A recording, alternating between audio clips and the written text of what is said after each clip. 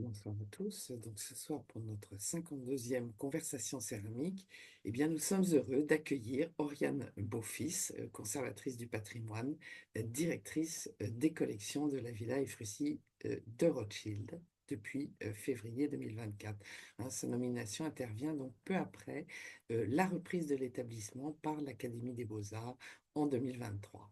Alors, notre intervenante a plusieurs cordes à son arc, hein, diplômée de l'ESSEC.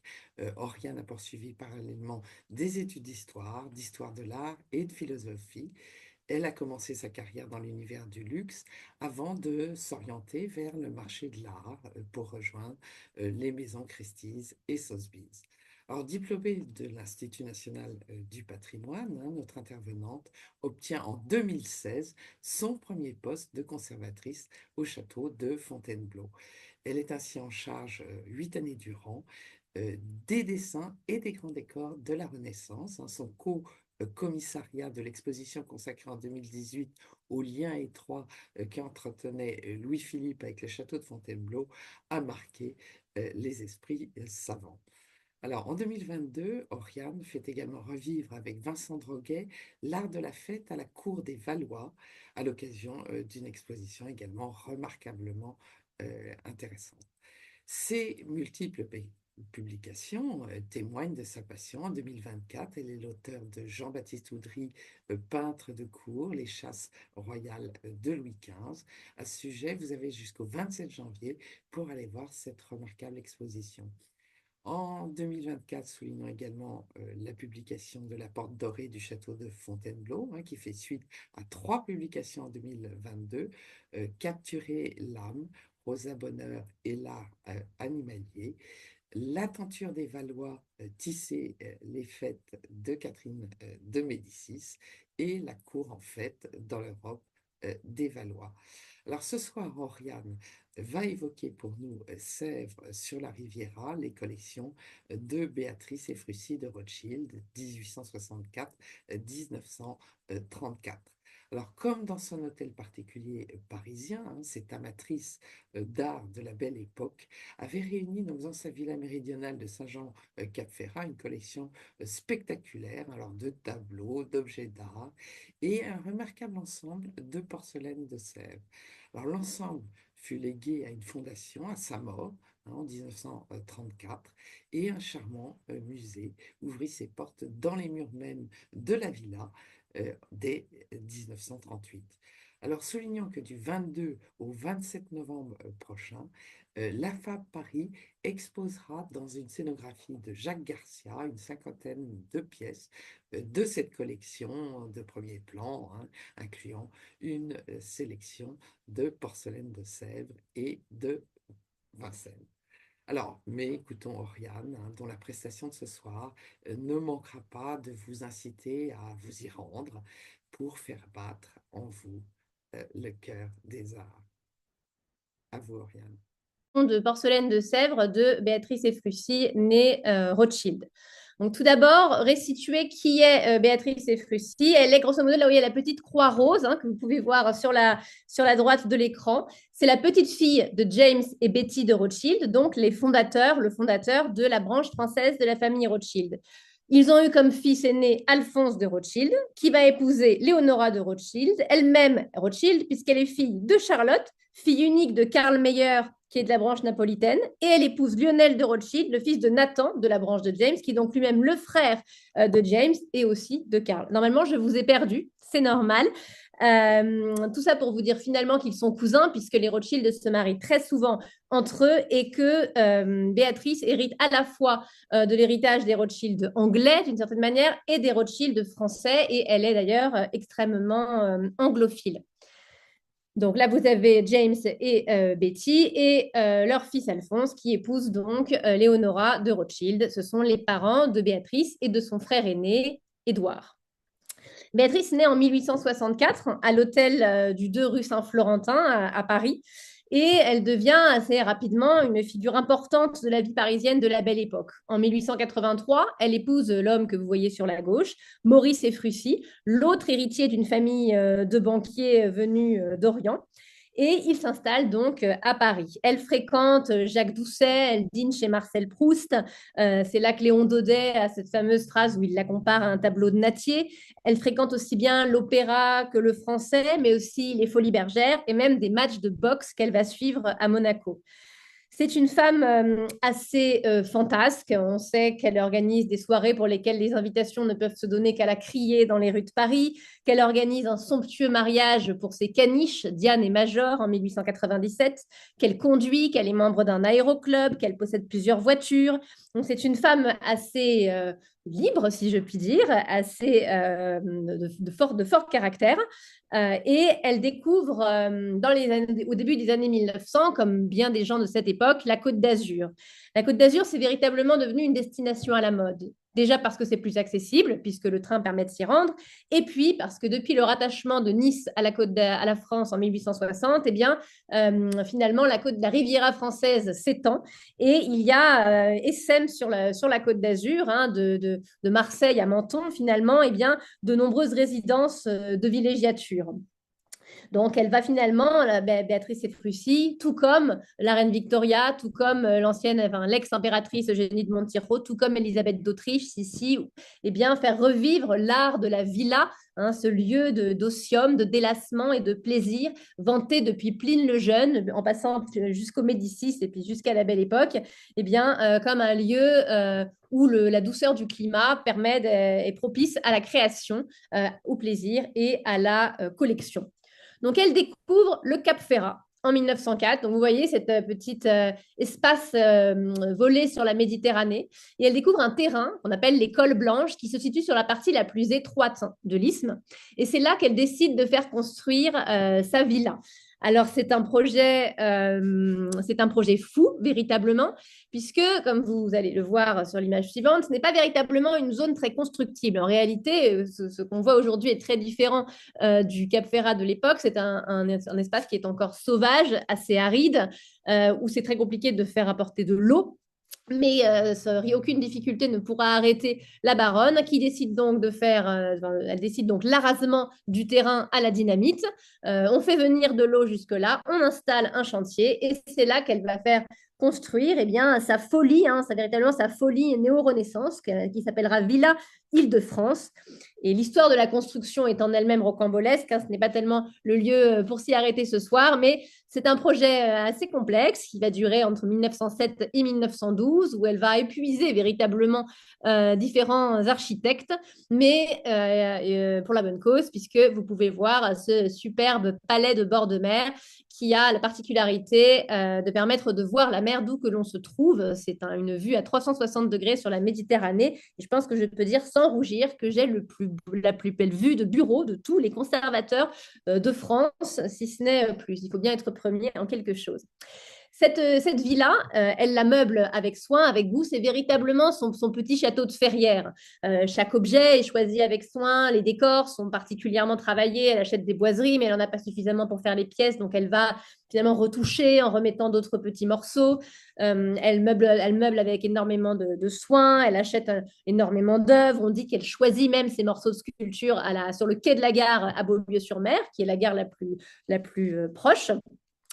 Et elle ne demeure pas à Saint-Jean-Cap-Ferrat. Elle vit à la fois dans son hôtel particulier de l'avenue Foch avec son mari, l'hôtel Ephrussi, dans des villas qu'elle fait construire à Monaco, au plus près du casino où elle aime également à se rendre le plus régulièrement possible, et à Saint-Jean-Cap-Ferrat. Lorsqu'elle meurt en 1934, sans héritier, je ne m'arrêterai pas non plus sur les relations houleuses qu'elle a entretenues avec son époux, hein, Maurice Ephrussi, dont elle se sépare d'abord une séparation de biens en 1904, puis une assez douloureuse séparation de corps sans être un divorce en 1915.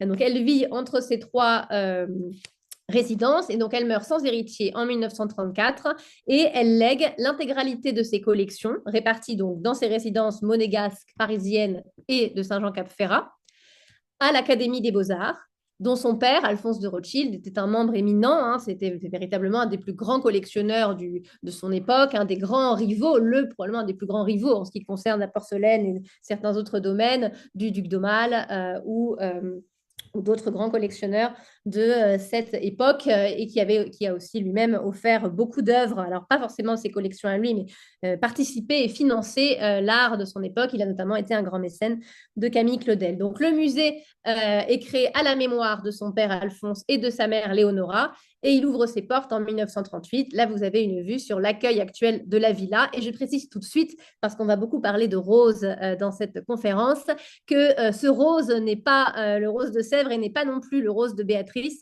puisque la villa a été finalement repeinte en rose en 1966, mais que sa couleur d'origine était un ocre jaune, beaucoup plus près à la fois de la tradition des villas qui sont ocre jaune en Italie depuis de nombreux siècles, et avec également les constructions italiennes de la Belle Époque, juste à l'autre côté de la frontière, vers Gênes, où vous avez ces maisons avec un ocre jaune qui sont réalisées à cette même période. Et la villa va reprendre sa couleur jaune. Vous avez ici la plaque qui a été posée pour commémorer la création du musée. Quid des collections de porcelaine de Béatrice de Rothschild? Pour la plupart, elles ne sont pas à Saint-Jean-Cap-Ferrat. Alors, il y a quelques petites choses parfois dans les placards, mais la collection de porcelaine est vraiment quasiment intégralement présentée dans l'hôtel particulier parisien qui est avenue Foch. C'est aujourd'hui l'ambassade de l'Angola. Dans plusieurs salons. Donc, on trouve au fil de son inventaire, dans le salon rose, dans la petite salle à manger, dans le grand salon, des porcelaines qui sont ou bien dans des placards, ou bien en garniture, sur des cheminées, sur des meubles.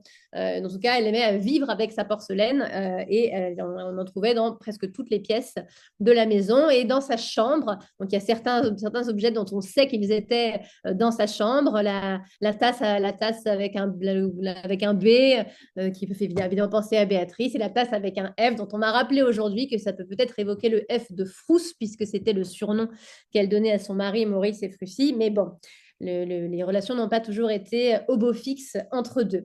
Donc, les collections de porcelaine, elles sont très majoritairement présentées à Paris et elles sont donc rapatriées à Saint-Jean-Cap-Ferrat lors de la création du musée en 1938. Il faut donc créer un salon de porcelaine, même plusieurs salons de porcelaine, et au fil du temps, à la fin des années 30, on décide de créer des salons spécifiquement pour la porcelaine de Sèvres, séparant la porcelaine de Saxe. Et là, vous avez une vue sur les deux salles de porcelaine qui sont en fait créées dans l'appartement de Maurice et Frucy, donc son cabinet de toilette et sa chambre, et à partir même des boiseries de l'appartement, donc de son époux. Donc, sur des pensées nouveaux, faisons des vers antiques, ou l'inverse. Voilà pour le contexte finalement dans lequel s'inscrit cette collection, qui est une collection d'environ 1000 pièces environ. Et dites-vous que la collection globalement de la baronne de Rothschild est entre 5 et 6 000 pièces. Donc vous voyez que c'est une part importante des objets qu'elle collectionne. Alors je vais essayer de vous présenter cette collection et j'ai cherché longtemps un angle d'approche finalement, puisque c'est une collection à la fois très, très variée, très riche, et donc je ne voulais pas emprunter un angle qui puisse être trop ennuyeux, donc ça va être une approche croisée dynamique, comme on disait lorsque j'étais à l'ESSEC, c'est-à-dire joignant à la fois la vie du collectionneur, donc une vue chronologique, mais aussi les typologies d'objets, les types de décors, donc essayer d'avoir une vue un petit peu globale de cette collection. Évidemment, c'est une vue qui sera partielle, une vue qui demande aussi à être complétée, améliorée, affinée, puisque c'est une collection qui est très largement inédite. Certaines pièces sont très célèbres, vous allez les reconnaître tout de suite. D'autres n'ont jamais été photographiées et ne sont connues que des connaisseurs, des avides lecteurs de littérature spécialisée et de ceux qui ont travaillé sur cette collection, mais qui ne sont pas légion. Alors, tout d'abord, la baronne Efrusy, Béatrice de Rothschild, commence à collectionner assez tôt. Ses premières acquisitions sont datées du début des années 1880, autour de 1883. Et en fait, assez rapidement, elle s'oriente vers la porcelaine, même d'un point de vue général, c'est son habitus de collectionneuse.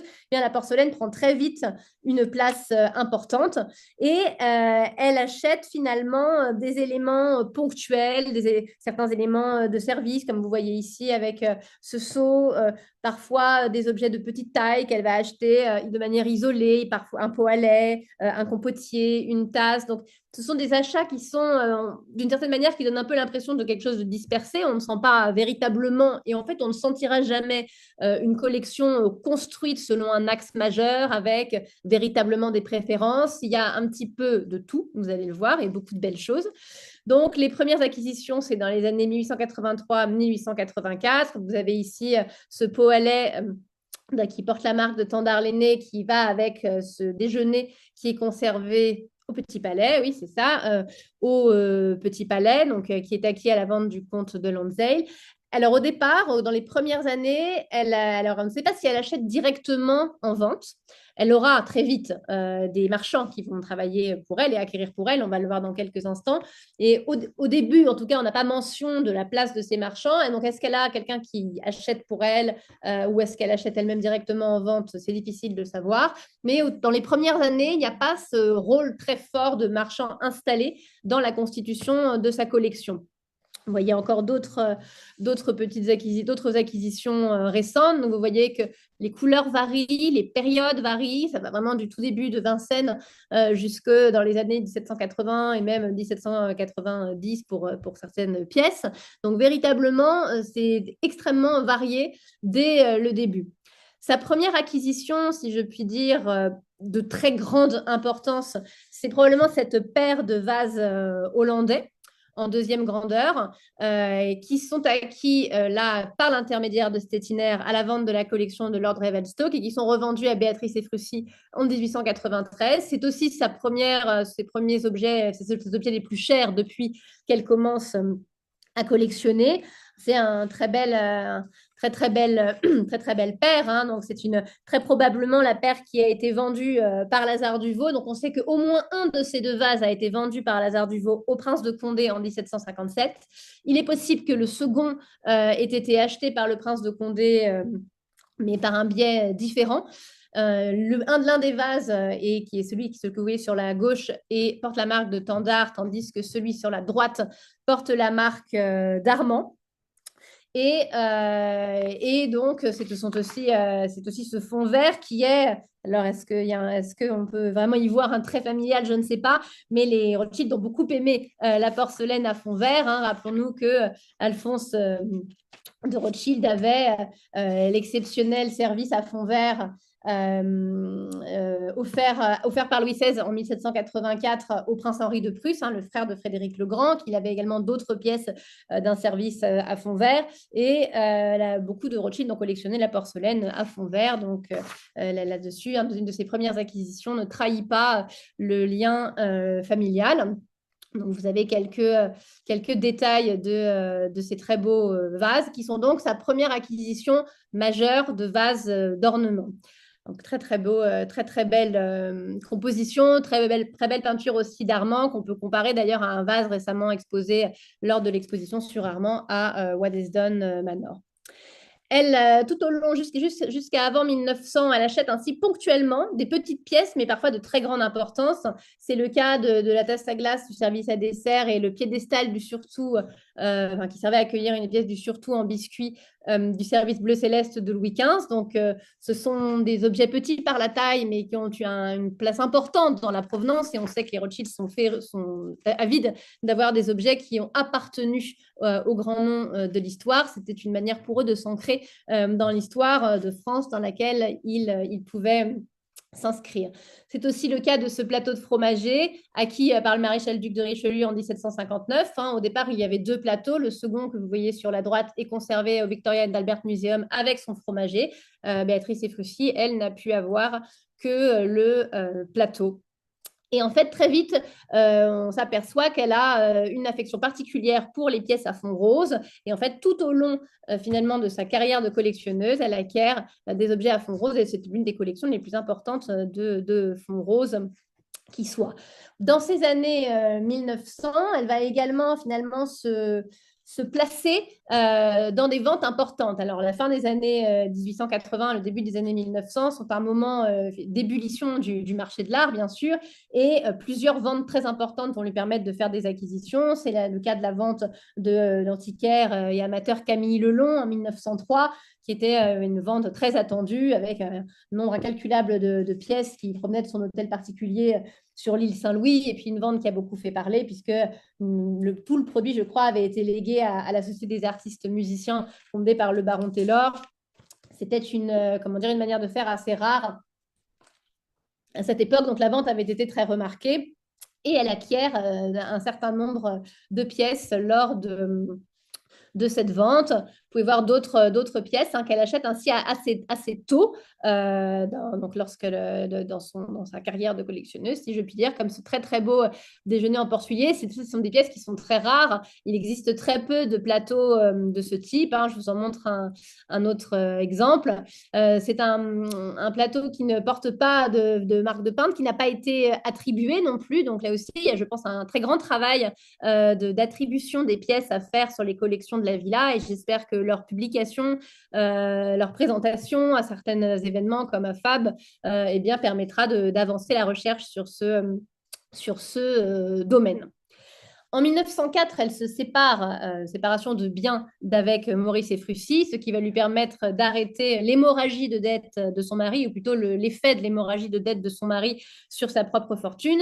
Et en 1905, son père, le baron Alphonse de Rothschild, meurt. Et à ce moment-là, eh bien, elle hérite certes d'une fortune considérable, mais aussi d'un grand nombre de pièces de porcelaine de Sèvres. Donc il faut s'arrêter un instant sur la personnalité du baron Alphonse de Rothschild, qui n'a sans doute pas fait l'objet de suffisamment de recherche, sans doute parce que quand on est le fils de quelqu'un de très important, eh bien, parfois on passe un petit peu à la trappe puisque l'image du père vous hante, et c'est peut-être le cas pour Alphonse de Rothschild, qui est le collectionneur aussi bien surtout du Prince de Condé que vous pouvez voir aujourd'hui à Fontainebleau, qui est au Louvre, de collections de porcelaine de Sèvres exceptionnelles comme le guéridon à thé de Madame du Barry, le cerf-bijou de Marie-Antoinette Dauphine, plusieurs meubles de Riesner, et puis une collection de porcelaine absolument merveilleuse, le fameux pot-pourri à vaisseau de Madame de Pompadour pour l'hôtel d'Évreux, et un certain nombre de pièces qui sont assez récemment passées sur le marché de l'art, notamment lors de la grande vente Rothschild de 2023. Donc, je vous montre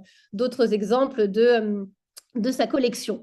Son fils, Édouard de Rothschild, va hériter de pièces très importantes. Là, vous avez à l'écran deux photos de vue de l'hôtel Efrussi. Lorsque Édouard de Rothschild, après la mort de sa sœur, hérite de l'hôtel, eh bien, il va se réinstaller dans les meubles qu'il a hérité de son père. On lit sur le site de l'INHA qu'il s'agit de l'hôtel Saint-Florentin pour la photo de gauche. Ce n'est pas l'hôtel Saint-Florentin, c'est vraiment l'hôtel Efrussi au temps d'Édouard, donc du fils d'Alphonse. Et donc là, vous voyez un certain nombre de vases de Sèvres, de meubles à plaques de porcelaine qui sont présentés dans cet hôtel. Donc Édouard est vraiment très bien servi, mais Béatrice hérite quand même de pièces quand même assez importantes, et c'est donc celle-ci que je vais vous montrer.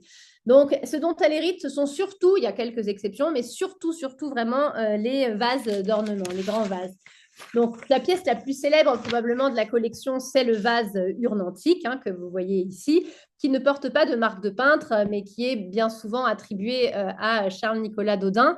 Alors, il porte une très belle provenance, ou une très belle ou une exceptionnelle provenance, puisqu'on ne connaît, c'est une forme qui est créée en 1755 par la manufacture. On n'en connaît que deux exemplaires, l'un qui a été livré pour Madame de Pompadour et l'autre pour Adam Gottlieb Moltke, qui est l'ambassadeur du roi Frédéric V de Danemark.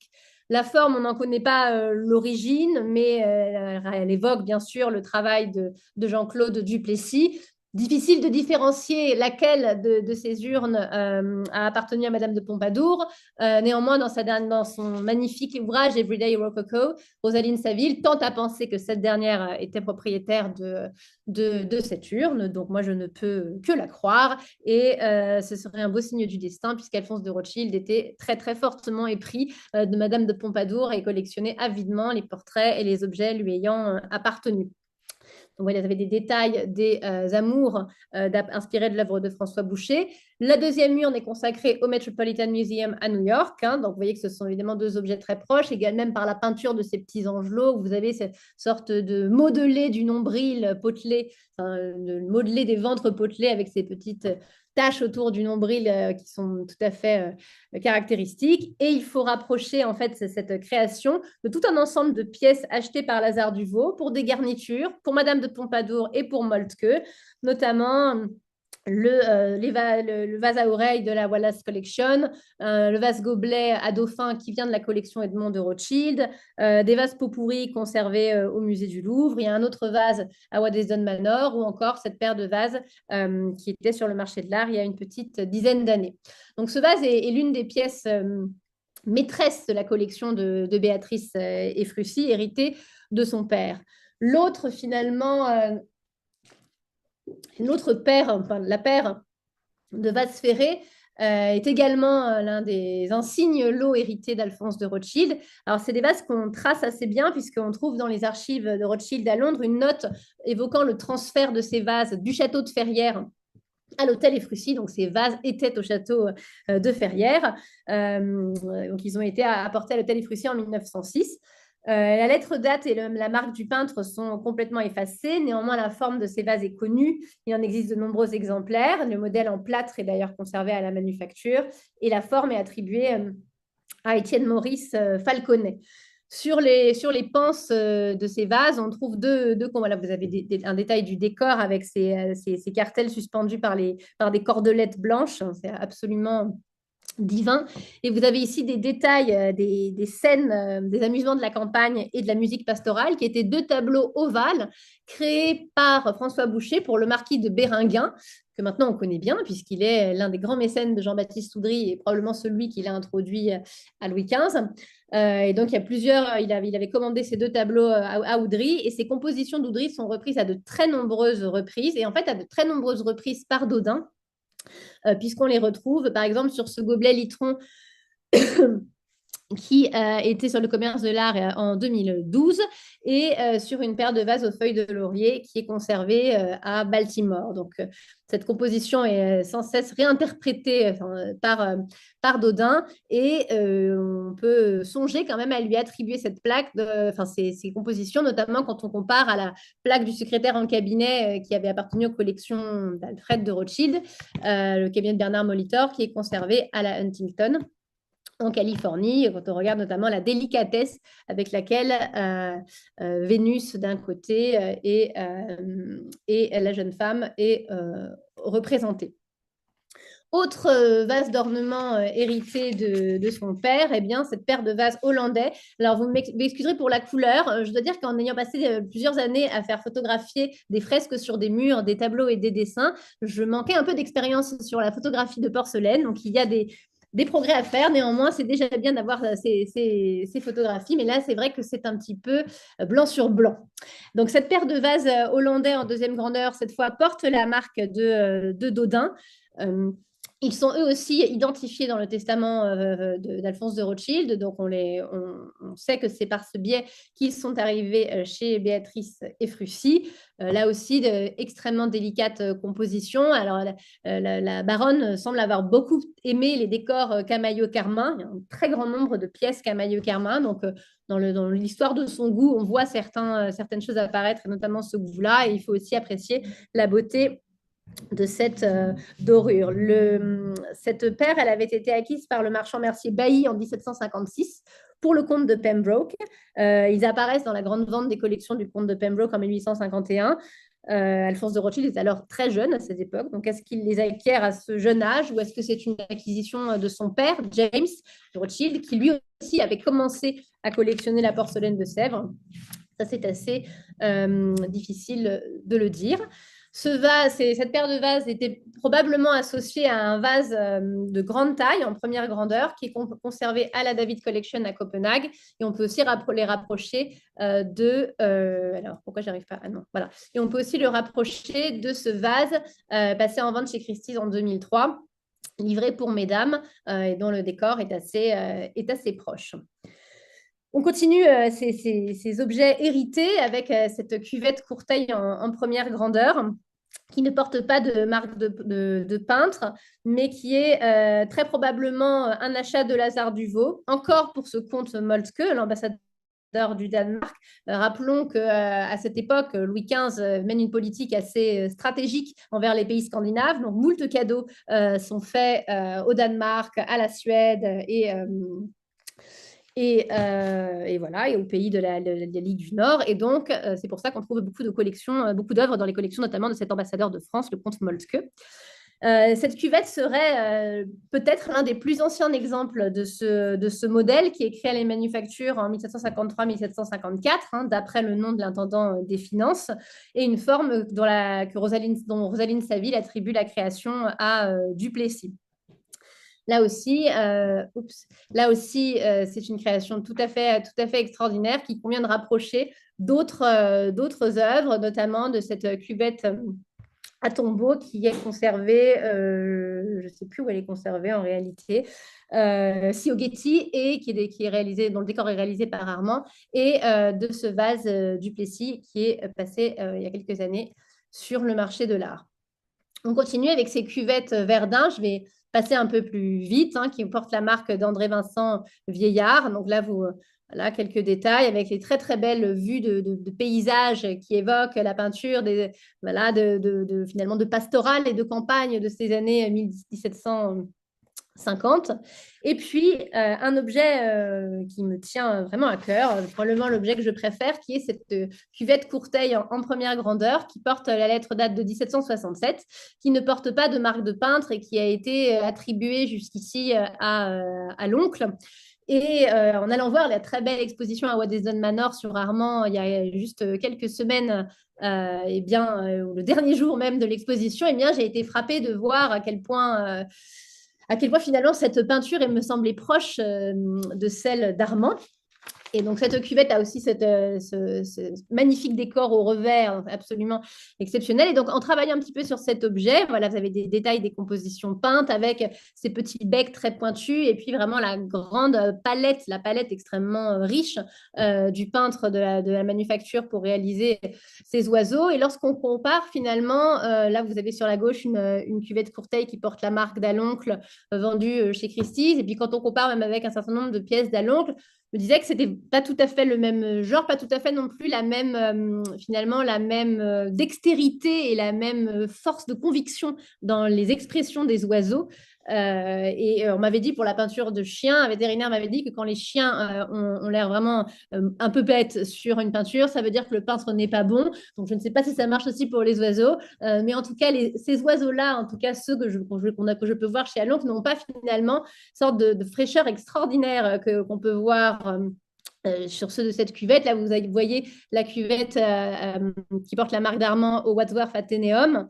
Et vous voyez, en fait, voilà, pour moi, une proximité plus forte, en tout cas, entre l'œuvre d'Armand et celle d'Aloncle. Donc, je me risquerais bien à proposer son nom pour la peinture de cette cuvette. Et voilà, donc après, on peut multiplier les images d'extraordinaires oiseaux d'Armand juxtaposées à ceux de cette cuvette qui sera présentée à Fab Paris et qui est vraiment extraordinaire à voir de près. Autre objet insigne hérité de son père, la garniture des vases des âges en première et deuxième grandeur, donc qui sont vraiment des œuvres très célèbres, donc je ne vais pas forcément beaucoup m'arrêter dessus. Cette garniture de 3 vases à monter, réalisée vers 1770, hein, qui sont aussi des objets qui sont connus, qui ont été publiés, puis dont on connaît bien l'histoire. Madame du Barry avait une garniture de ce type. On retrouve les anses bretées, les mufles de Lyon. Et puis, pour arriver finalement à ces années très prolixes, des années juste avant la Première Guerre mondiale, entre 1905 et 1914-15, où là, le rôle des marchands dans la politique d'acquisition de la baronne s'étend véritablement. 3 notamment, Jules Denry, Henri Stettiner et Louis-Auguste van der Merch, qui vont en fait réaliser la très grande majorité des acquisitions pour elle. Avant de continuer, je voudrais aussi préciser que les collections de Efrussi de Rothschild, malheureusement, on dispose de très peu d'informations sur leur provenance. Donc, au fil des recherches de Guillaume Serret et puis d'autres personnes qui, sur d'autres sujets, ont pu tomber sur telle ou telle mention d'une œuvre, eh bien, on arrive à retrouver quelques petits, mais il y a quand même beaucoup d'œuvres pour lesquelles on ne connaît pas la provenance. Donc, ce que je vous présente aujourd'hui est représentatif, mais pas complètement, finalement, de sa politique d'acquisition, puisqu'il y a un certain nombre d'œuvres pour lesquelles on n'a pas de traces de son mode d'acquisition. Donc, Jules Denry, qui semble être l'un des premiers à faire de belles acquisitions pour elle, avec, voilà, là, vous avez l'exemple de ce pot à pommade ou de cette théière calabre. Van der Merch aussi, qui va acheter presque tasse à tasse pour elle lors des grandes ventes. Évidemment, euh, les ventes de Boy, les ventes Édouard Chappet vont être des occasions d'acquisition très fortes pour la baronne. Et surtout Stettiner, hein, qui est vraiment probablement le marchand avec lequel elle a le plus collaboré, qui a le plus acquis pour elle, de la manière la plus variée et aussi sur la plus longue période. Hein. Vraiment, quasiment jusqu'à la toute fin de sa vie, eh bien, il participe à sa politique d'acquisition. Donc là, vous avez voilà, quelques exemples d'objets acquis par l'intermédiaire de Stettiner. Donc, ça vous permet de voir ainsi pêle-mêle la diversité des collections. Hein. L'idée n'était pas de vous faire un cours d'histoire de l'art sur les créations de Vincennes Sèvres du XVIIIe siècle, mais de vous montrer vraiment la diversité et la richesse de ces collections. Elle commence aussi à faire elle fait aussi des achats de plus grande importance et des plus grosses importances par l'histoire, mais aussi par le prix. C'est le cas de cette jatte à ponche qui est réalisée par Jean-Baptiste, dont le décor est réalisé par Jean-Baptiste Noualier l'aîné et qui évoque évidemment le service offert avec ce fond vermiculé à la duchesse de Bedford par Louis XV et qui va avec un mortier de jatte à ponche qui appartenait à la collection de la baronne Salomon de Rothschild qui est donc au musée du Louvre, hein, le mortier que vous voyez ici. Et c'est une jatte à ponche de probable très belle provenance. Hein. Ça aussi, c'est quelque chose qui a déjà été publié, mais elle correspond en tout cas en tout point à une jatte à ponche livrée pour Madame de Pompadour en 1763, mais qu'on ne retrouve pas dans ses inventaires, mais elle correspond aussi à une jatte que l'on trouve dans l'inventaire du marquis de Marigny. Donc, ce pourrait être une œuvre faite pour Madame de Padour qu'il offrit à son frère, ou en tout cas, finalement, le punch reste dans la famille. Je voulais juste vous partager parce que c'est un peintre qui est pour moi le roi de la poire, hein, et donc si vous comparez dextérité avec laquelle il réalise ces poires jaunes mais mûries de rouge, eh bien c'est un détail que je trouve assez joli. Et donc voilà le mortier de Jatte à Ponche de la baronne Salomon de Rothschild. Donc, elle achète donc jusque dans les années 1910-1915 avec l'aide de marchands, mais elle va également vendre. Hein. Donc, elle a, je vous l'ai dit, un époux qui contracte de nombreuses dettes de jeu, de dettes de course. Elle-même est joueuse, dépensière, et il y a probablement des jours avec et des jours sans. Et puis également une gestion de la collection, c'est aussi un phénomène important, c'est-à-dire qu'elle fait évoluer finalement ce qu'elle veut présenter. Sa première vente a lieu en 1913. Elle vend un grand nombre de porcelaines de Vincennes et de Sèvres, un certain nombre de tasses trembleuses. Certaines ont rejoint des collections publiques, d'autres non. C'est peut-être parce qu'à ce moment-là, en 1913, eh bien, le projet finalement de la Villa Île-de-France est terminé depuis un an et elle se débarrasse, si je puis dire, d'un certain nombre de choses qui ne servent pas dans la maison. Là, c'est notamment le cas pour des boiseries ou des tissus.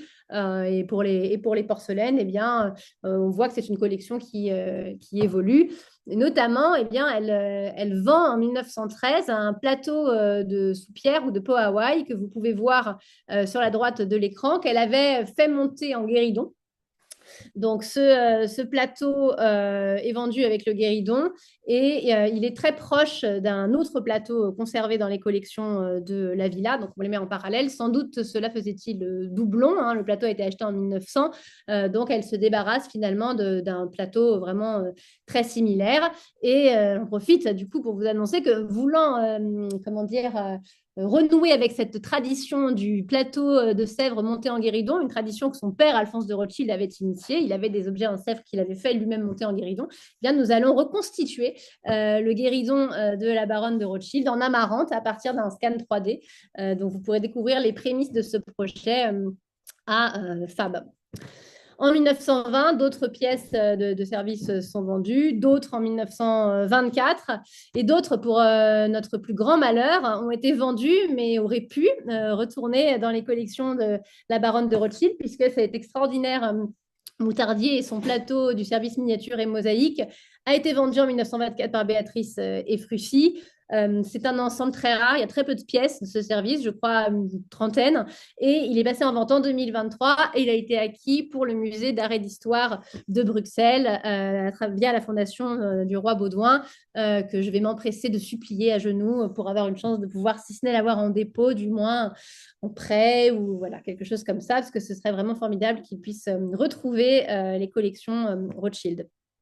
Elle collectionne jusque finalement très tard dans sa vie. Quasiment, je crois même l'année de sa mort, elle achète encore une tasse en porcelaine et elle achète très tard et son goût et comment dire, l'ambition de sa collection ne faiblit pas. Ce sont toujours des pièces très importantes. Là, une assiette à palme du service bleu céleste. On sait que c'est une assiette qui était présentée dans sa chambre dans son hôtel particulier parisien. Donc, c'était probablement une acquisition dont elle était contente.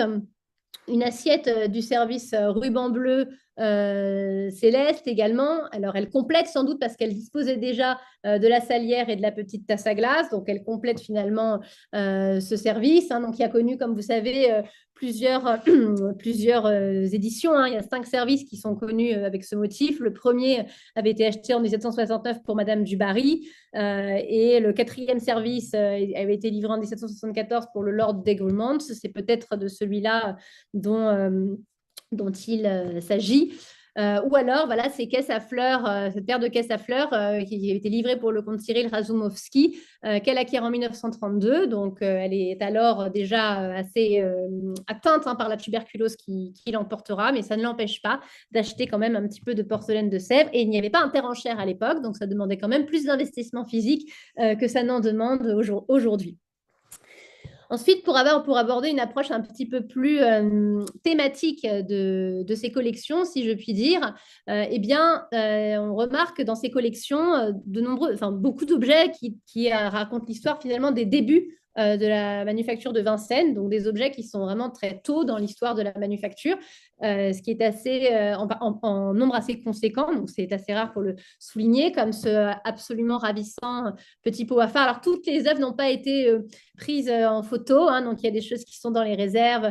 Je vous dire qu'il y a environ, oui, peut-être la moitié des pièces de porcelaine qui sont présentées dans la villa, ou peut-être un petit peu moins des 2 tiers, et puis le reste qui est en réserve, dont des pièces vraiment très importantes en réserve. Il y a d'ailleurs eu une tradition de séparer gobelets ou tasses et soucoupes et de mettre tous les gobelets et tasses dans la villa et toutes les soucoupes en réserve, une tradition qu'on va malheureusement rompre, hein. Mais donc, il y a beaucoup de pièces très, très importantes en réserve, donc ça implique pour nous aussi une gestion de collection assez complexe. Donc voilà, d'autres pièces, très très beau plateau en portugais que vous pouvez voir ici, ou ce bourdalou ovale qui a subi une vilaine restauration, mais qui est en cours de nouvelle restauration. Les objets, une belle collection d'objets à fond bleu lapis avec des années 1753-1754, avec du camailleux bleu, du camailleux rose à décor d'enfants d'Angelot sur des nuées. Donc là, vous en avez deux jolis exemples. Vous avez aussi des formes, un fromager, un beurrier, des formes qui se trouvent quand même plus difficilement avec ces décors très précoces. Un ensemble d'assiettes, 23 assiettes à osier attributs camailleux, où vraiment chaque scène est d'une poésie absolument remarquable. Et on voit aussi les évolutions de la gestion de la couleur hein, du camailleux à la manufacture. Donc ça, c'est vraiment très intéressant. C'est en ça que la campagne photographique et puis surtout le regard des experts qui viendront, je l'espère, nombreux voir cette collection à la villa sera intéressant parce qu'il y a de grandes variétés de couleurs dans sa collection de camailleux, de roses et de pourpre. Et puis voilà, moi, un exemple que vous avez tous vu récemment au château de Chantilly en exposition Oudry-Mania, hein, de ce petit gobelet couvert et sa soucoupe d'après le tableau réalisé par Oudry pour le château de Chantilly. Un gobelet et sa soucoupe peut-être acquis par mesdames. Donc, des œuvres réalisées d'après de grands artistes extrêmement à la mode. Donc, c'est une composition vraiment importante. Et je vous parlais aussi de l'importance du fond rose. Donc, c'est vrai qu'on a beaucoup dit, et Dieu sait qu'on essaye d'en sortir un peu, que Béatrice aime beaucoup le rose. Léon Daudet, chez Marcel Proust, la compare à un nattier. On sait que chez Jacques Doucet, elle achète beaucoup de robes roses. Elle aime le rose, mais néanmoins, la villa ne l'était pas, je le rappelle. Mais elle achète en fait tout au long de sa vie un très grand nombre de pièces à fond rose. Elles sont, comme vous le savez, assez rares. Je crois, si je ne me trompe pas, qu'au château de Versailles, eh bien, il y a une politique assez soutenue d'acquisition composition, ils ont quelque chose comme 8-9 pièces à fond rose, eh bien, il y en a une trentaine à la Villa Efrussi. Et je vous dis ça, c'est à partir des comptes que l'on trouve sur notre base de données émergente, naissante. Donc, c'est-à-dire il y en a au minimum une trentaine et peut-être davantage en réserve dans ce qui n'est pas encore tout à fait véritablement classé sur la base de données. Donc, elle achète des œuvres à des cette porcelaine à fond rose tout au long de sa vie. Un des ensembles les plus jolis, là aussi, il y a un petit problème de Rose Barbie sur cette photo de déjeuner Corbeil, triangle à jour, qui est vraiment absolument remarquable. Lui aussi qui ne porte pas de marque de peintre, bon, qui, lorsque l'on regarde un peu, peut être rapproché de certaines œuvres de la même période, avec ces petits paysages. Évidemment, on pense au sublime service à attribut rose, attribut de chasse, commandé par Louis XV, dont certaines pièces sont conservées au château de Versailles, avec cette poésie du paysage, même si là, ce ne sont pas des scènes de chasse. Et voilà, un grand nombre de pièces de toutes formes, de tout type de décors à fond rose. Là aussi, on voit quelques évolutions de la couleur. Voilà, c'est très, très joli petit seau. Et puis, une des choses qui est les plus amusantes de la collection de porcelaine de Béatrice, c'est sa passion pour les tasses. Donc, il y en a, je crois, si on a à peu près correctement compté, environ 300. Alors, je suis honnête, hein, il y en a qui font bien sûr partie de déjeuner de certains ensembles, mais enfin, globalement, il y en a quand même 300. Donc, même si on exclut celles qui sont parties d'un ensemble qu'elle achète en tant que tel, c'est quand même un grand nombre de tasses. Et des tasses d'absolument tous les types de décors, tous les types de fonds. On trouve absolument une sorte d'histoire de la manufacture à travers les tasses. Donc là, vous voyez les quelques compositions qu'on a essayé de faire avec les différentes tasses de la villa. Donc, il y a des décors qui peuvent être très, là, vous avez certains décors très, comment dire, fin du XVIIIe siècle, avec les compositions agrotesques que vous voyez au centre, qui sont un de mes objets favoris. Vous avez vraiment de très nombreuses compositions, des oiseaux, des paysages, des semis de fleurs. Donc voilà, je vous montre un peu pêle-mêle le type d'objets qu'on peut trouver. Là, c'est un échantillon des tasses que l'on peut trouver, toutes les couleurs, le fond jaune, le fond vert, le fond rose, bleu céleste, bleu nouveau, bleu lapis. On trouve un peu de tout. Hein, là, le fond vermiculé de cette petite tasse sur la droite, je trouve absolument adorable. Et cette soucoupe qui, elle, vient sans tasse, qui est aussi très intéressante. Et puis, des tasses qui racontent aussi finalement des histoires. Vous avez ici, par exemple, comment dire, la peinture du départ, de l'envol de la première montgolfière sous le règne de Louis XVI, qui est donc immortalisé. Vous savez qu'il y a tout ce style à la montgolfière à la fin du XVIIIe siècle, immortalisé également à la manufacture de Sèvres. Et donc, Béatrice en possédait un exemplaire. Donc, elle a cette passion des tasses.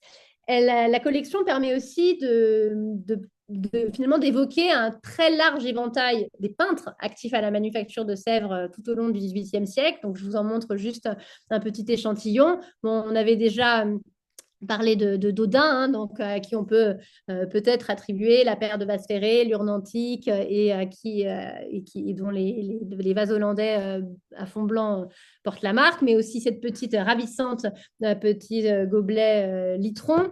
À l'oncle, qui est aussi un peintre d'oiseaux. Donc, vous trouvez un certain nombre d'objets qui portent sa marque, mais aussi Vieillard, dont on a aussi déjà parlé avec les cuvettes Courteil ou Verdun. Vous avez différentes pièces Verdun. Armand, on en a parlé, donc vous avez Jean-Louis Morin, hein, qui collabore d'ailleurs souvent avec Dodin. Jean-Louis Morin. Armand, on en a parlé avec le vase hollandais pour le prince de Condé et probablement la cuvette Courteil à fond blanc. Jean-Louis Morin, mais aussi Chapuis. Alors là aussi, l'écuelle, j'ai essayé de transformer la couleur avec l'outil PowerPoint et maintenant c'est pire parce que c'est jaune.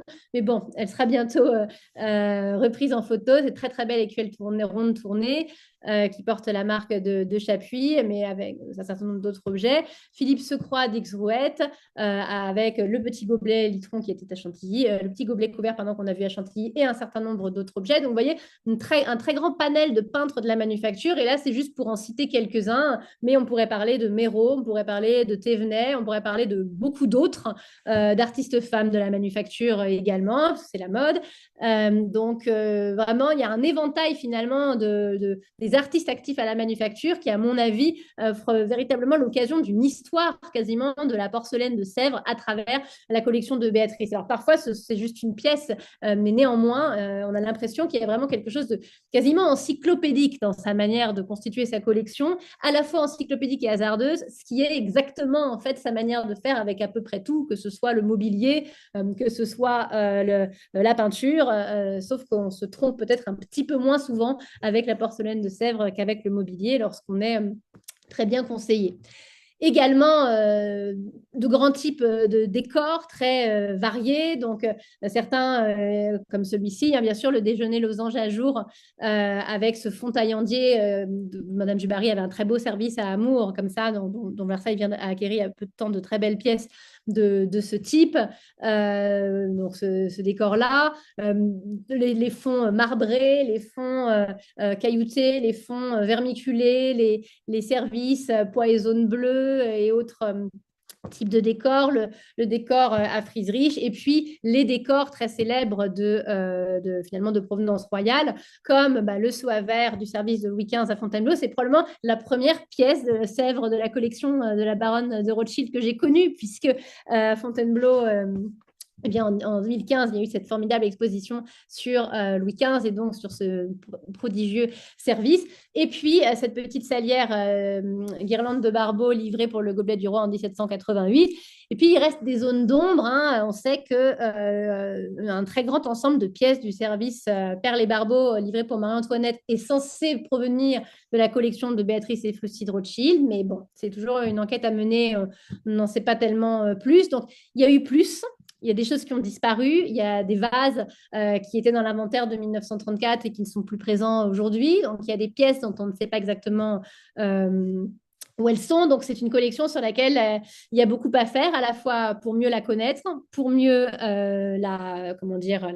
en faire des publications scientifiques, pour aussi mieux la présenter, mieux la conserver, mieux la restaurer et mieux l'enrichir. Hein. Je vous l'ai dit au début de cette conférence, le musée a été consacré, dédié à son père, Alphonse de Rothschild, un des plus grands collectionneurs de son temps.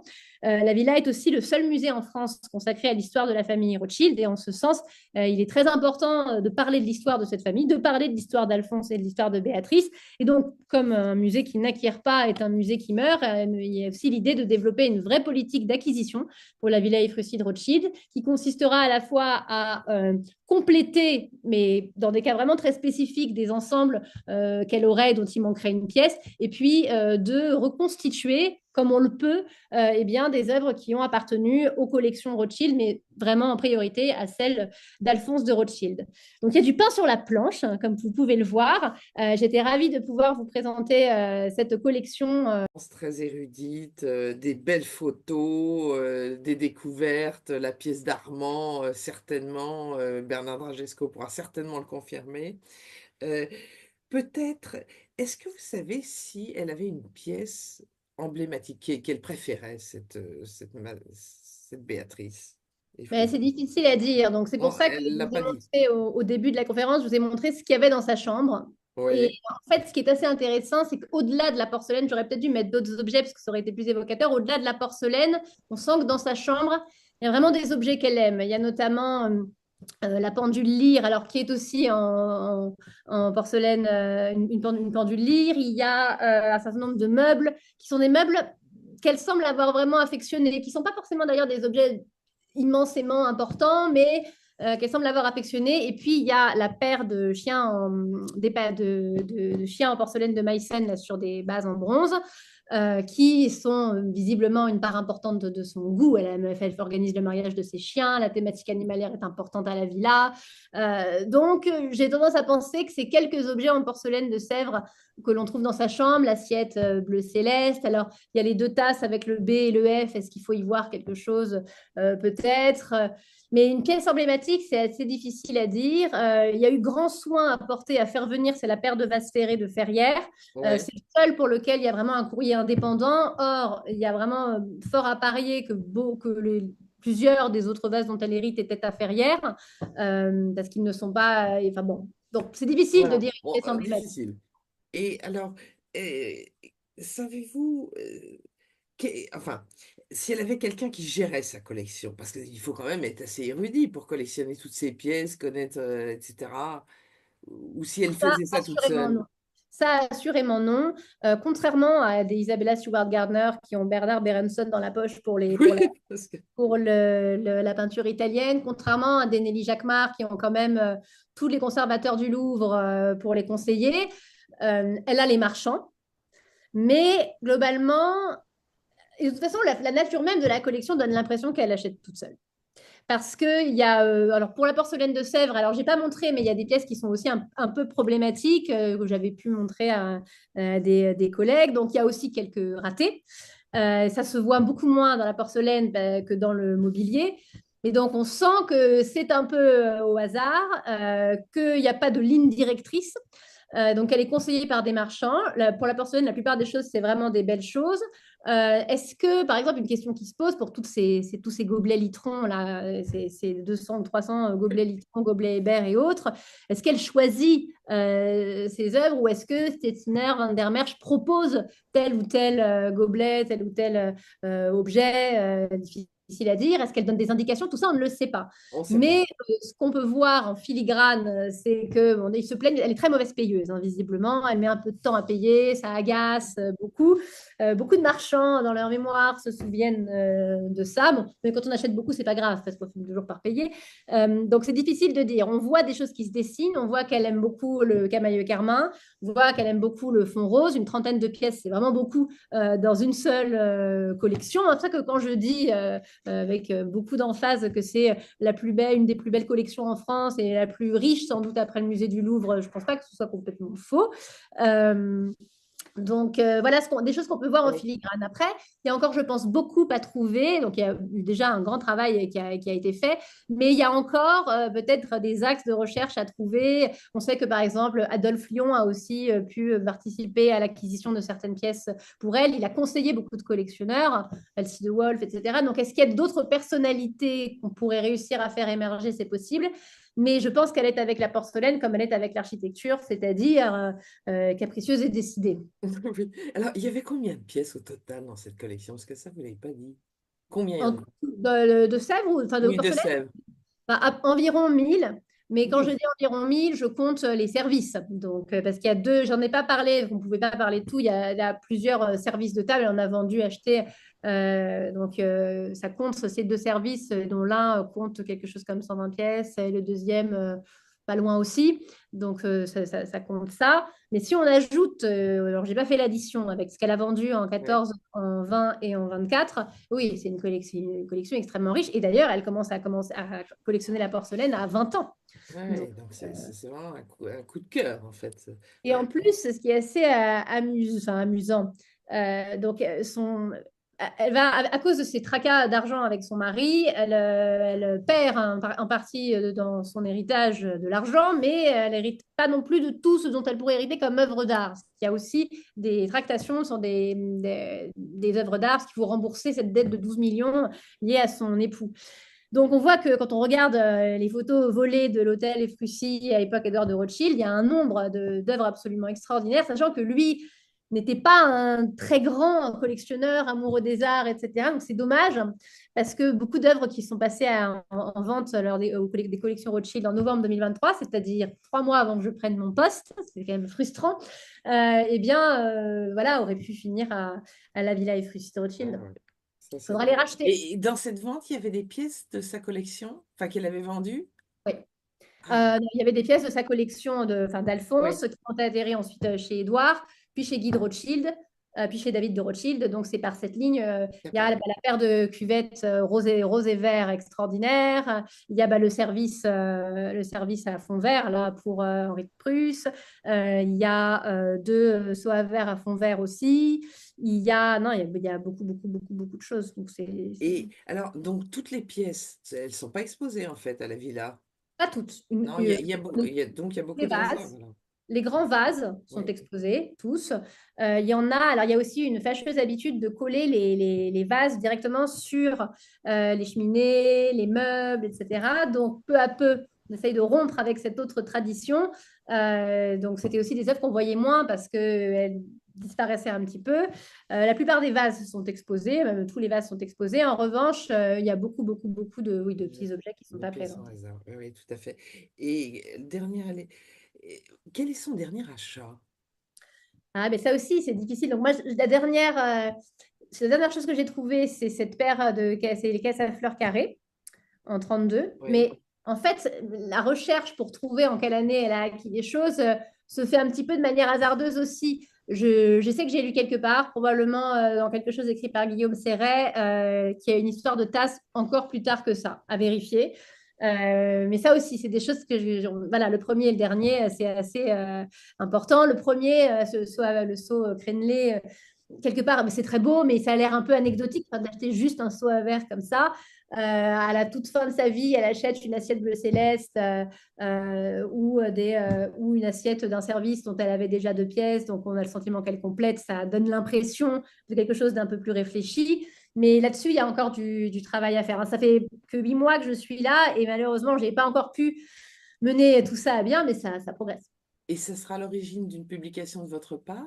Faites cette collection? Alors, ce sera à l'origine d'une publication à coup sûr, Voilà. de la part de la Villa Efrussi de Rothschild, oui. Sans doute pas, en tout cas pas uniquement de ma part. Je pense que c'est une collection extraordinairement riche qui mérite d'avoir quand même.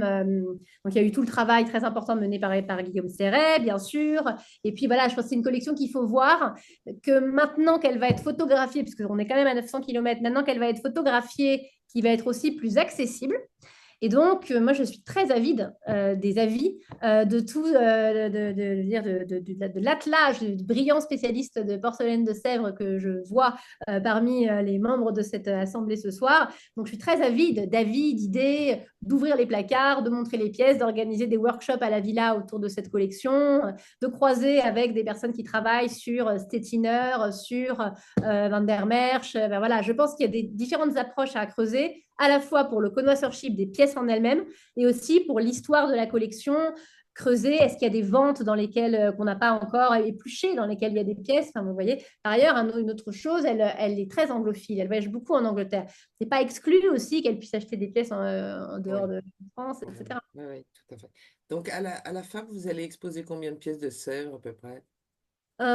Combien il y en a? Pas énormément. Et en fait, c'est assez amusant parce qu'on a dû décider le choix des pièces assez tôt. Et maintenant que j'ai fait cette conférence, voilà, il y a des choses, j'aurais choisi d'autres choses. Bon, mais c'est toujours pareil. Euh, je sais pas combien il y en a, une vingtaine, un Une truc comme ça. vingtaine. Ah Une oui, vingtaine. donc c'est Pas que considérable. Sèvres, mais pas que Sèvres, hein. C'est vraiment Sèvres et Maïs, parce qu'elle a aussi une collection assez importante de Oui, porcelaine de Maïs. de Maïsan. Donc oui, il y aura deux très très belles vitrines généreusement prêtées par la galerie Steinitz, des vitrines plus vraiment art déco qui vont avec le moment de la villa, hein, parce que c'est une villa certes néo-renaissance habillée en XVIIIe siècle, comme disait Bruno Ponce, mais c'est aussi au moment de l'art déco, hein. C'est une femme qui fréquente les paquebots donc, et qui fait travailler Jean Dunant. Donc, Bon, bah écoutez, bravo. Bravo. On a hâte de découvrir tout ça, toutes ces pièces à la FAB. On vous remercie. C'était une conférence éblouissante, merci formidable. infiniment. Bravo. Merci, Oriane. Et nous nous retrouvons donc le 3 décembre pour la prochaine intervention. Donc, Emmanuel Boss et Bernard Bachelier. Merci, Oriane. Merci beaucoup. Bonsoir Bonne à tous. soirée. Au Merci revoir. beaucoup.